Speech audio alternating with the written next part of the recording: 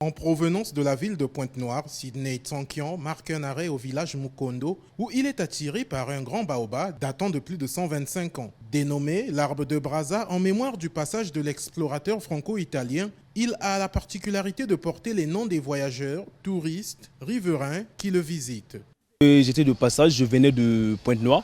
On a fait la route et en passant, j'ai vraiment été intéressé. J'ai demandé chez mon chauffeur si on peut passer pour voir cet arbre. J'ai entendu parler tant des années et je n'ai jamais vu. C'est aujourd'hui pour ma première fois que je visite à cet arbre-là. Et c'est quelque chose de très merveilleux, ça m'a beaucoup plu. Nous sommes arrêtés et on trouve que c'est une initiative très intéressante pour valoriser l'histoire et le patrimoine du Congo. Nous venons de livrer un projet à Mvuti, un hôpital de base.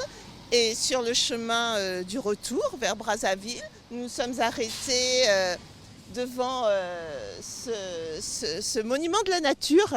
En effet, pour rappel, Pierre Savournion de Brazza et ses compagnons de voyage firent une halte ici en 1887. Dans les années 50, alors qu'ils venaient d'entrer à l'école de Mbunda, l'actuel président de la République du Congo, Denis Sassou Nguesso, y avait laissé sa marque, Ma Prince. Depuis, ce site a même été aménagé par les fils de la contrée afin de conserver sa portée touristique et renseigner l'histoire à la jeune génération congolaise. Bon, les jeunes Congolais doivent retenir l'arbre de Brazza, c'est un site historique d'abord.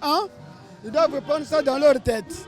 Parce que c'est le président, Denis Sassou Nguesso, fréquentant ici à Mbunda, est venu faire ses études ici.